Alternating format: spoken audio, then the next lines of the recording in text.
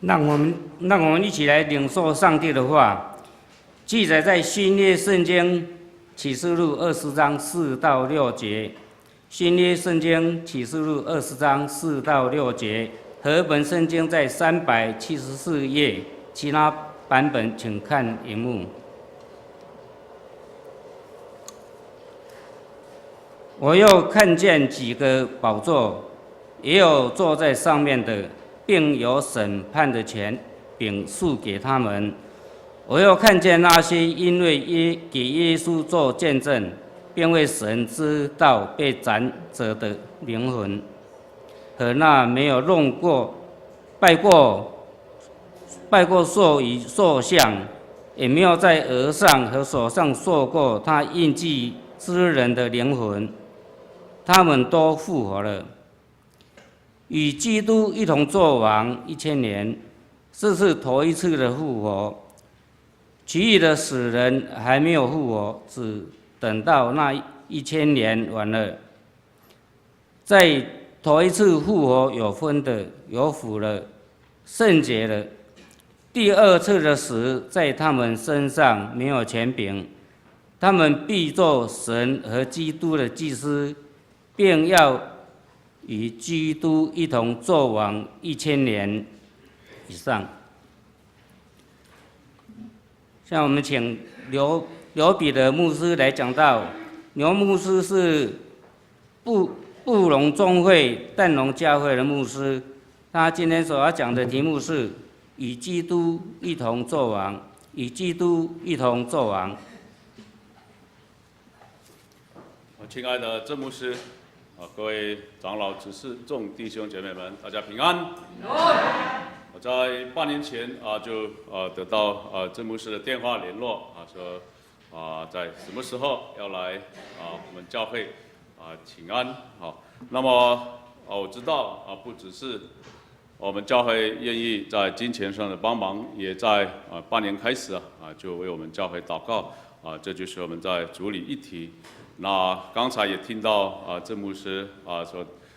因为我们上次去宏恩教会我们知道宏恩教会是我们贵教会过去曾经帮忙的，他们现在已经独立了那么也知道我们迦南教会要帮助很多的布道所福音站来成立。那现在呢也有特别自己的这个指挥在那里这个受到大家的帮助。那就知道说因为我们知道一个现象在美国有一个这个妇人她不知道怎么样就植物人，后来她怀孕了，可是她生小孩子以后，她就醒过来了，这个就是上帝的奥妙所以我们知道一个教会很会生小孩子的他们就是生命力最旺的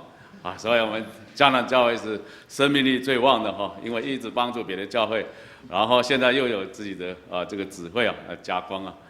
所以我相信主耶稣在这里带领郑牧师还有众长子弟兄姐妹一直在为天上的国度打拼呢。那么呢其实呢大家都已经在与主一同作王了与主耶稣一同作王。那么等一下呢，我只是分享我所看见的那么在我们还没有开始以前呢，那我们的圣归队要先献诗在我们的黄色的这个粉红色的这个纸上有这个诗歌我们要前后呢等一下我们会圣归队献2首。那么第一首呢祷告是我们这个一位卸任长老田长老呢他这个作曲作词。那么我们大农教会都是天才我们没有曲就是那个指挥呢说这样，然后就开始2、3、4步就开始揣摩了就是这样子很简陋了但是呢上帝也给我们这样的恩赐不晓得等一下好不好如果真的唱得不好的话就不要给钱开玩笑好，那我们现在这个请大农教来到我们迦南教会就感受到说其实跟我们大农教会，其实我们现在已经在新的教堂来礼拜但是呢，我来到我们教会就迦南教好像一座城堡一样那我们的就像小小屋一样就我们就土地就160平建平就2层楼总共60、120平第2楼就改装那么1楼呢还有分一点牧师馆分一点主日学教室，还有招待所然后我们这个爱餐的时候也在1楼所以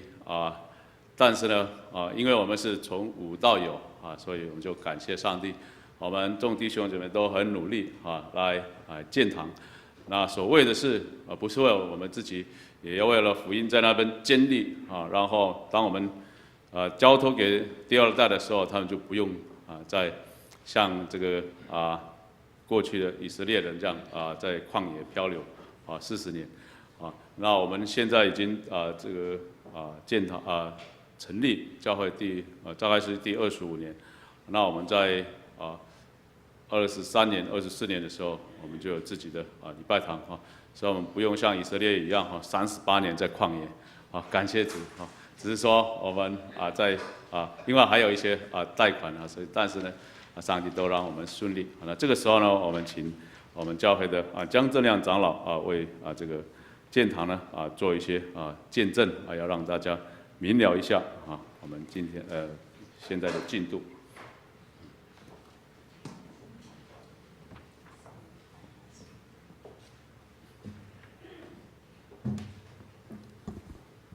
弟兄姐妹平安。我想了解一下那个教会的创设是不是民国54年？这个周报，这是民前还是？1965是不是54年？这个就是我的年纪。我是民国54年出生的。那首先感谢神有这个机会来到迦南教会，因为我们跟总会申请，就是从去年的7月到今年的7月募款。感谢神，今天是最后一次来到平地教会，来到平地教会真的很紧张，你们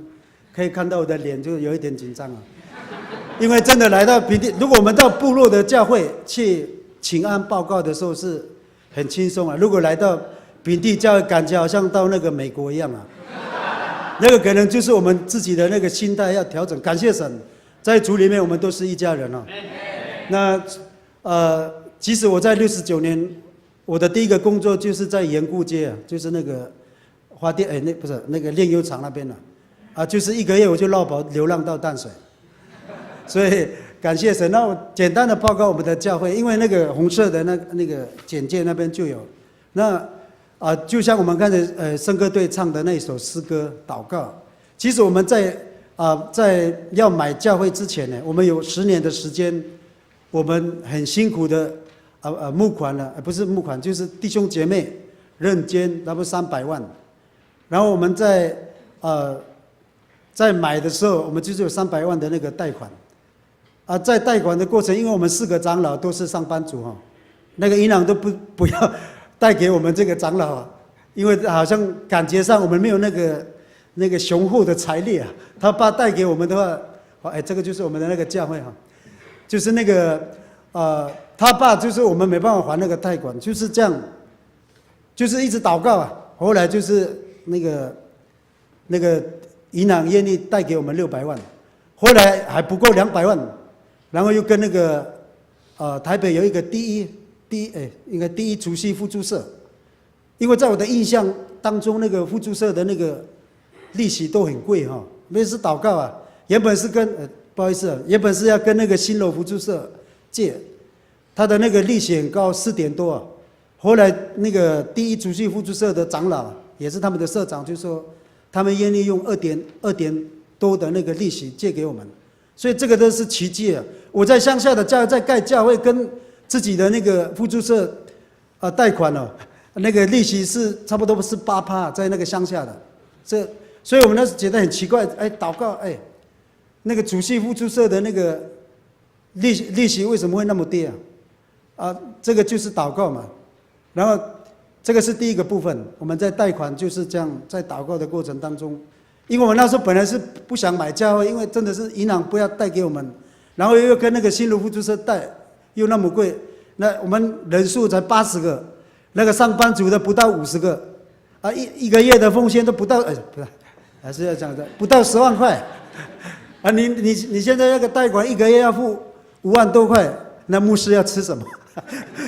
所以在这个过程真的是祷告。然后我要直接讲重点，就是我们在改建这个教会的时候，我们找4个那个就是改建的那个公司啊，都不是基督徒，感谢神。贵教会的一个蓝弟兄，他是卖音响的，我们教会有一个指示，跟他讲说我们要盖教，他就是介绍一个那个台北好像是信友堂的一个沈弟兄，他是设计师。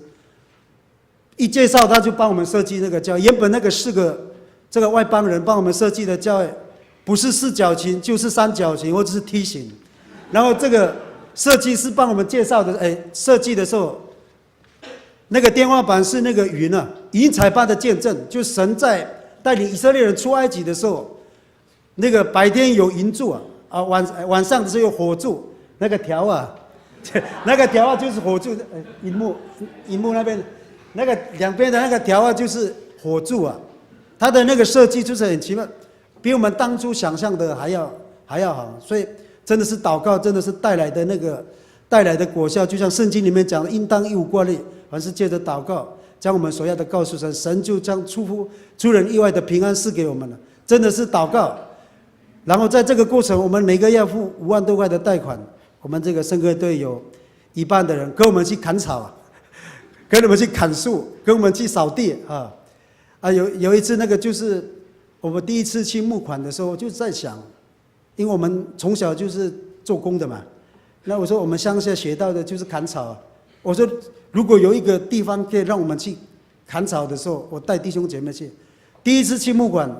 前任的那个原住民那个尤汉尼的那个夫人，他就说在内湖有一个翠柏安养中心然后他叫我自己过去砍，我说我们去砍1个月，就是那个三甲地的那个草1个月砍一次的话就1万2，他们有一半的人跟我们上去感谢神，就在这个过程，我们看见神都一直带领，尤其是我们要到平地教会募款，没有人有信心搞不好说我们到平地教会他们不愿意帮忙，那时候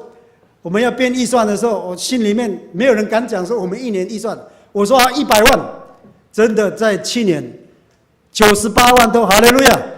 神真的是听祷告的神。如果我说300万多，神可能会帮助我们300万，因为我们的信心很小所以真的在这个过程真的是感谢神，因为真的是透过祷告让我们有信心。最后就是要感谢那个迦南教会让我们有这个机会来这边请安了。我想你们的祷告将会让我们的这个建堂事工更能够顺利请多多的为我们教会祷告，因为我们的教会在那个北海岸那边在那边了，然后也特别邀请各位如果有时间的话，可以到那个我们教会去走一趟，因为我们现在那边他们的人都在休耕他们有把那个什么田地撒那个花，他们可能在最近有一个叫花海季，就可以那个水田都是花，可以去那边看，又可以看又可以散步，又可以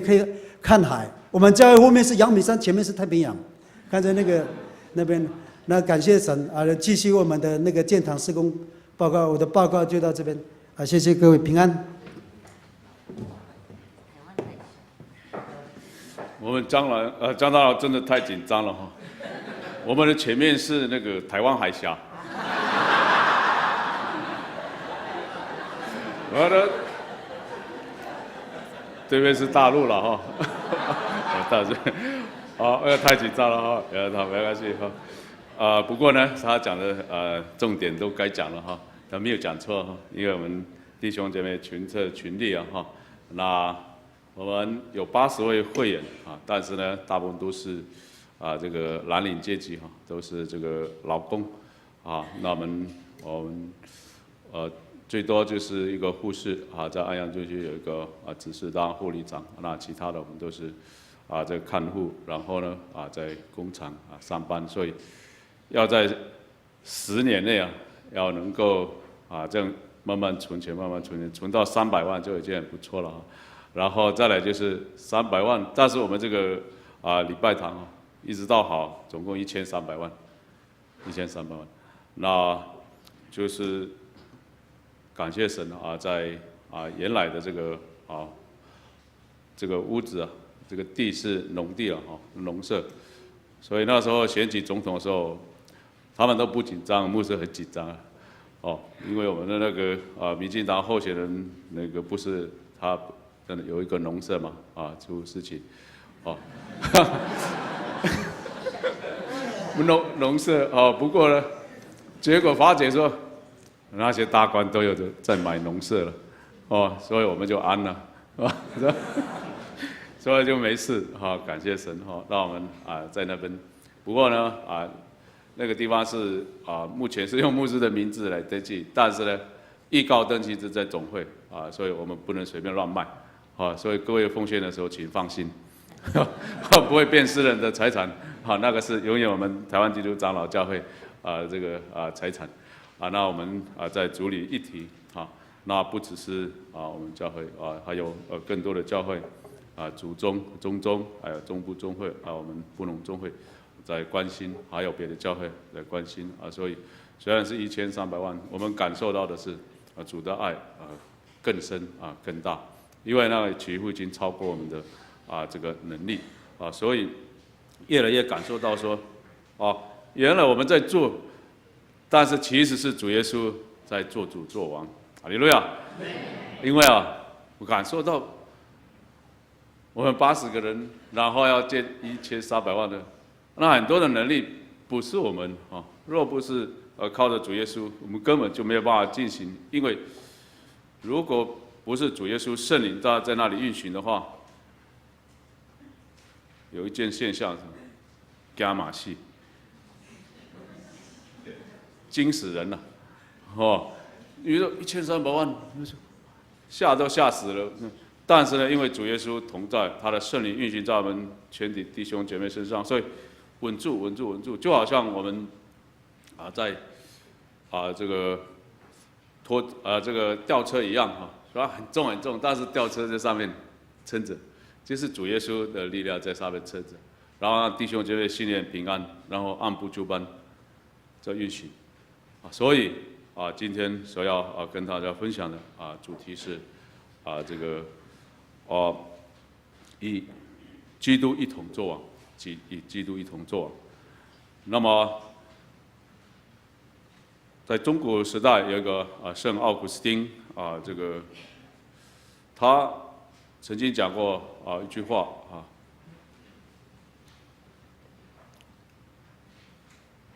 就是上帝因为他是创造时间，所以我们人是在时间里面。那么，所以对我们来讲有过去、现在、未来，但是上帝没有所以他讲一句话，他就是真理；主耶稣讲一句话，他就是真理；圣灵讲一句话，他就是真理，他就是诚的。但是在我们人，因为我们有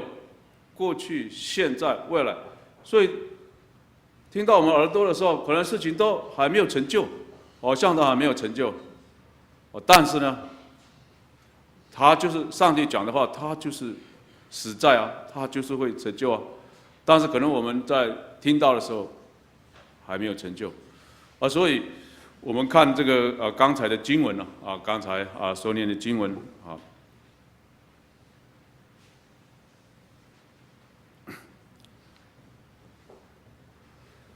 就在启示录第20章第4节到第6节那我就不用再重复了，因为时间的关系那但是呢，他告诉我们，就是我们人就是有机会与他一同作王，有机会与他一同作王。第一种人是为主的道被斩者的灵魂。那么在这个方面呢，我们知道耶稣基督的门徒啊，除了犹大以外，其他的人都是为了主的道殉道受死，所以他们是第一批最有资格与耶稣基督一同作王的。那么在第二部分是在这个额头手上没有印记的人。这什么叫额头手上没有印记的人？因为那些印记可能就是撒旦的偷偷把它放在他身上的所以每次牧师问那个年轻人，你身上有没有刺青呢？如果有刺青的话，小心呢，这是撒旦偷偷的给你做记号。不过呢牧师跟他们讲说，你们想刺青呢？这是流行没有关系啊。可是你要先问那个师傅刺青师傅他是拜什么？因为大部分那个刺青师傅都拜小鬼的所以当你刻上记号的时候，他就拜那个记号在你身上如果是他是拜主耶稣，你就放心给他刺吧因为他是奉主的名可是大部分那个刺青师傅都不是所以意思就是说，我们的意志力整个全人专心在主耶稣身上的时候，那你就身上没有撒旦的记号。那这种人要与主耶稣一同作王那么这是圣灵所讲的其实圣灵跟上帝是一样同等的，所以他讲的话也是真理，只是我们现在感受不到主耶稣作王。那我现在以主耶稣作王好像没有我记得没有做过王那主耶稣也没有做过王主耶稣就被钉在十字架上，哪有什么做王？可是我们有没有宣告耶稣是万王之王？耶稣是万王之王，万主之主。哈利路亚！这个就是我们为什么宣告，因为我们要一直告诉我们，因为那是真理。因为我们现在在时间上我们还没有感受到，那其实他是耶稣已经做王了。耶稣来到地上，他早就做王，只是我们的感受能力现在在这个时空之下，我们感受不到他做王所以呢，现在呢很简单的、很清楚的要跟大家一起分享。那到底耶稣有没有做王？那么在诗篇这个第8章第5节了他就告诉我们你叫他比天使微小一点，然后这个是荣耀尊贵为冠冕这什么意思？人没什么本事在地上1度空间、2度空间创造飞机在上面飞来飞去可是还要回到地上但是天使呢，我们知道天使它就是飞来飞去嘛像这个我们没有人看过天使，但是呢，因为它是在什么空间呢？它是在好几度空间飞来飞去。那么现在科学家已经发现了，当一个物体高速的行进的时候，我们肉体看不见，但是它能量是有，也会感受到能量所以天父上帝在几度空间这样走来走去，我们眼睛看不到。就上帝在我们上帝创造这一切，他也愿意与这一切就在一起，但是我们看不到。我们看不到的原因是什么？就是因为很像这个有一个科学家做了一个比喻他说有2条金鱼有一个科学家养了2条金鱼在那个缸里面，然后他放那个有氧的那个电动的氧气，对，然后他每天早上按时呢给他这个饲料吃，因此呢，金鱼说那是自然的，那是自然的，那是不是自然？但是我们人就是这样上帝按时的喂养我们，然后这个地球让星球运转，它都有按时的来料理、来设理它。但是我们人说那是自然的，没有人做那是自然的，所以我们大部分都像金鱼一样那是自然的。有一天上帝不给我们的时候，我们怎么样？所以圣经里面有事没事就给我们启示说那个彼得就说了，这个天地都要像衣服这样渐去。为什么？当我们有很多东西啊失去了以后，我们才知道是很宝贵。那我的感受是怎么样？上次我生病的时候，有2个礼拜，都没有上厕所，不晓得那个医生给我吃什么药，然后2个礼拜不能上厕所，哎呦自己就慌了。好，因为我那个岳父我岳父也是台湾人他说，囡仔爱食爱大汉，大人诶，会消才会活。你要有消化你才会活啊！你都不消化，你要吃到哪里去了？已经是病了嘛。所以2个礼拜没有上厕所，就慌了。所以现在我问我的弟兄姐妹说，哪一个人上厕所感谢主的？没有人敢举手。因为牧师每次上厕所就感谢主感谢主，因为你知道，当有一天你不能上厕所的时候，你是怎么样？你就差不多快死了。是不是？所以我们感谢神所以我们很多世界上的东西，神一个一个拿掉以后，我们才知道说那个很重要。当有一天我们这天上的这个臭氧层都破坏了这天上的紫外线各个方面这个什么伽马射线都进来破坏我们地上的时候，我们才知道那些都很重要。所以牙齿怎么样？还很好的时候，你都不觉得它很重要，但是有一颗掉了以后，你讲话就漏风，然后在这里上次我的牙齿没有补的时候，讲话就是口水会在这边积了所以我们身上很多东西，甚至上帝所创造的很多东西，拿掉的时候，我们才知道那时候很重要我们身上的这些零件也是一样。当有一天你失去了功能的时候，你才知道那很重要所以我常常跟我这一个长老讲说，上帝创造白天晚上很重要呢。我们现在年轻人都没有超过12点都不睡了那当心了因为我们的内脏它需要晚上它需要一定的时间休息，但是你晚上不休息的话，你的内脏很容易老化了虽然是30-40岁就看起来就你的那个健康程度就已经了。所以有白天有晚上，这是上帝的赏赐呢。你晚上安了，你就是要休息但是呢，我们现在都很亮晚上也很亮都不想睡但是呢，我们内脏就很容易就坏了很容易就坏了。所以很多东西上帝所做的一切同样的主耶稣在地上做王，他曾经做了什么王？好像没有呢。他只有33年但是呢现在呢要分享给大家他怎么做王。第一个是他的身份，你叫他比天使微小一点，是荣耀尊贵为冠冕。天使微小一点，就是他是跟我们人住在一起不是天使这样飞来飞去所以但是荣耀尊贵与冠冕是什么？可塑性。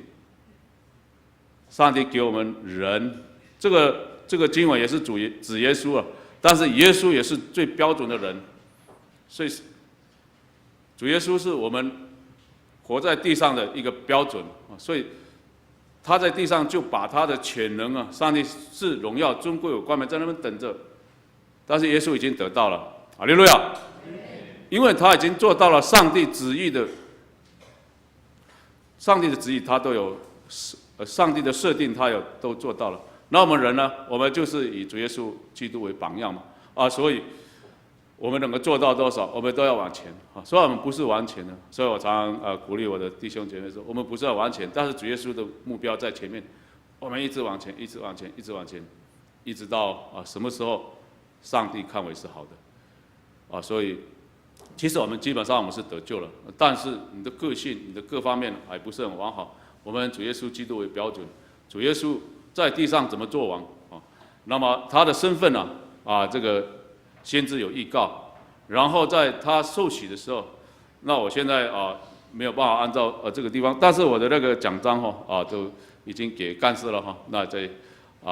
下个礼拜就让大家看那我就讲重点因为时间的关系。那么我们这个主耶稣在地上怎么做王？他第一个是先知的预告，就是这一节经文，还有在以赛亚书53章，那他那边所讲的，都是耶稣他的生活的写照。但是很多不信的人说，这53章是后来才写的啦，耶稣已经死了以后才写。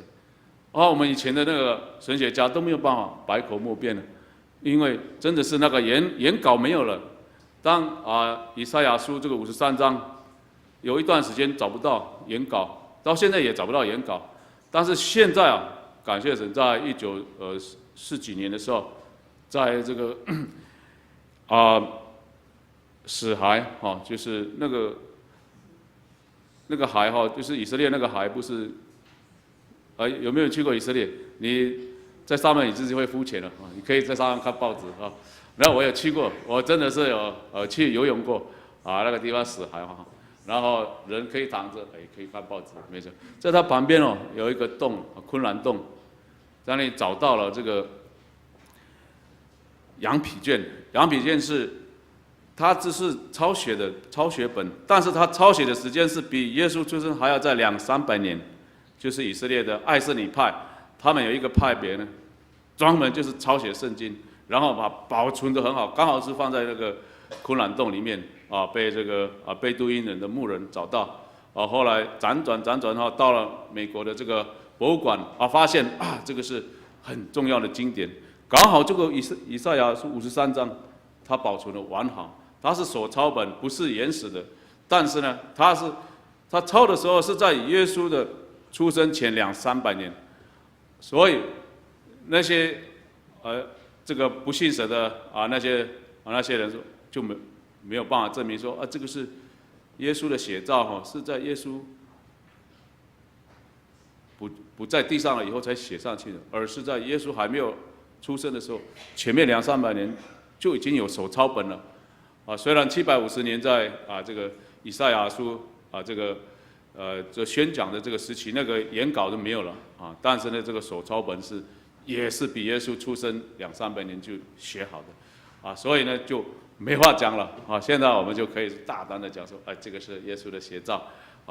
你看耶稣还没出生的时候，先知已经预告了，他就是耶稣的身份。那么耶稣呢，到约翰前面受洗的时候他就看见天上有声音说这是我的爱子，我所喜悦的，而且呢还有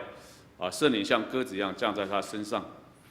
那么我在领修的时候，我就看主耶稣，你怎么会看到？然后我想这个不是门徒看到的，因为这主耶稣看到的，他讲给门徒听的，那也是讲给我们听的。那我们就用凭信心来接受，因为在我们的生活环境没有这样嘛，我就看见听开了，然后但是这个就是一个记号，它是上帝所命定的他的独生爱子，他要这个加力量给他这是一个记号。除此以外，没有别的先知有这种记号那很多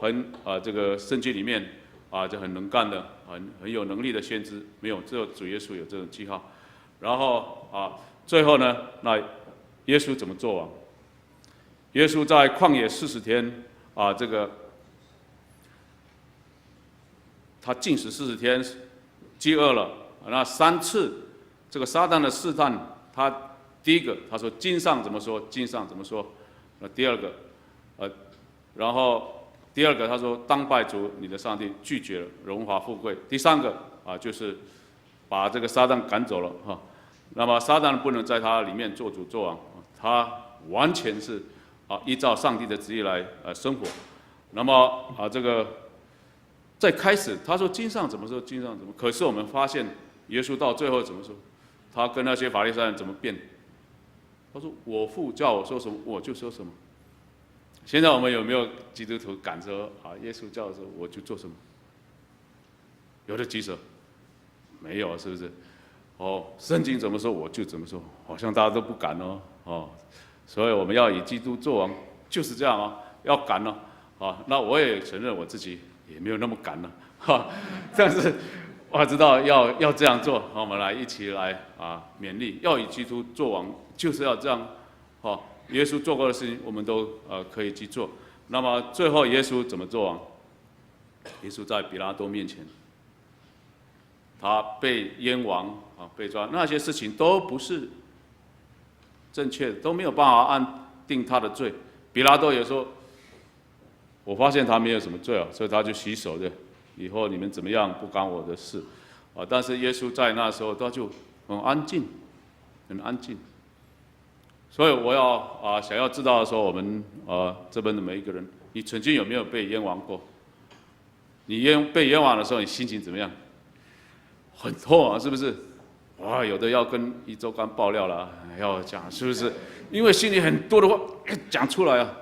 我也有一次在大学的时候在被老师冤枉的时候，有偷那个包包因为运动的时候我经过司令台，但是我没有上去司令台，可是他只有看见我就经过那个包包的不见那个时候我就心里感动，因为那个老师认定说这个山地人一定是很穷在觉得，其实那时候我就心里就很难过，很难过，但是又不能说什么谁叫我是山地人我就没有办法讲到心里很难过了。但是你知道主耶稣怎么样？他就很安静，这个就是王者的身份。他就是王者的身份，他心里就很笃定他没有做过的事情没有嘛，他没有一件事情是羞耻的，没有一件事情是经不起考验的，所以他就在比拉多面前，这个就是做王者所表现的这个雍容的那个气度。我们有没有人被人家冤枉、被人家打、被人家骂的时候，还在那里很能够心里就很稳定？这个就是主耶稣做主做王。最后，主耶稣在十字架上，他还是做王为什么？有没有人被侮辱要被枪杀之前的时候，还说父原谅他们，因为他们不知道他们所做的是什么？你有没有看过人这样？所以耶稣在十字架上，他就是做王所以我一直在灵修那个，不是有2个门徒的母亲跟耶稣说，我这2个小孩，一个坐你右边，一个坐着。这上帝也在拣选，一个坐在右边，一个坐在左边。可是耶稣要做王的时候，那门徒怎么样？鸟兽散了，不见了，每一个都跑掉了。而耶稣彼得3次不认识，彼得快要跟他一起做王了，不认识。然后怎么样？应该是有一个门徒在前面应该是约翰他是陪着那个玛利亚耶稣的妈妈。可是我想他应该化妆的不像耶稣的门徒吧，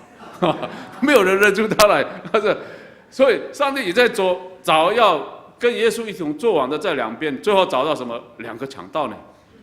？2个强盗与耶稣一同作王呢？这是上帝拣选的呢。还真的是这2个，有一个是要跟随耶稣，因为他就悔改了嘛；有一个就怎么样？他彻底的下地狱呢，因为他就彻底的硬着心。但是门徒没有一个有资格可以跟耶稣一起当王当王就是在最困难的时候，在他还要求父原谅大家，因为他求父这个毁灭地上人的时候，也是毁灭他自己，因为上帝本来就设定他要拯救这些人在地上的人。如果他那时候就一直咒诅，一直咒诅，那他还是王吗？所以我们知道耶稣怎么样做万王之王、万主之主。这些从古到今，我要问大家，你有哪一个国王、哪一个总统是你所佩服的，是比较完全的？有没有？举手。没有，感谢主因为让人感受到说，我们人没有一个有资格可以做主做王，只有主耶稣。哈利路亚。这个就是我们现今基督徒还依然存在这边的，而且也是这样，主耶稣再来的时候要提我们所以我们不是说以后才做主做王，我们现今就可以与主耶稣一同做主做王了只要我们一口气还在，他都一直在拣选我们坐在耶稣那两个所以这个就是我们要与主耶稣一同做主做王啊。那每一个人都有资格，只要你气还在你就是主耶稣在派你家里的主王还有在你公司的，你虽然是在人的权下，但是你是那里的主，你是那里的王，是主耶稣派你在那边的。你要为公司的那个地方祷告所有的人祷告你要为你的家里的人祷告，家族人祷告为全家的人祷告这个就是你要有这种我们要有这种雍容气度，就是主耶稣在地上所做过的这个时候我们请圣歌队他们要唱的是跟随耶稣。这跟随耶稣是这个我们长老呢从那个修女也疯狂把它改编，用布农词改编了那已经那里有翻译过的那个国语因为那原稿应该不是这样吧但是我们长老把这个原稿改布农词，然后牧师呢又把这个翻译国语，在各位的这个粉红色那边有那个歌词。好，我们结束请。如果对于我们的分享有一点点感动的话可以放在这边我们一起低头祷告。亲爱的天父上帝，满心感谢你，因为你是我们的主，我们的王。你打开我们的心门，看见你过去在世上33年，怎么样让我们作为示范，如何在这个邪恶的时代，在那恶者掌管的时代里面做主做王。是的，因为你永不妥协在我们每一个人虽然还没有做到，但我们知道了，恳求主圣灵进入我们每一位弟兄姐妹的心中，让我们活得有基督徒的尊严，就像你过去如何在地上表现给我们看，演给世人看，也让我们有机会我们相信我们也有你所命定的，让我们与你一同作王。满心感谢你，虽然我们已经知道了，但是我们能力不足，恳求加添圣灵在我们每一人身上。满心感谢，奉主耶稣基督圣名，阿门。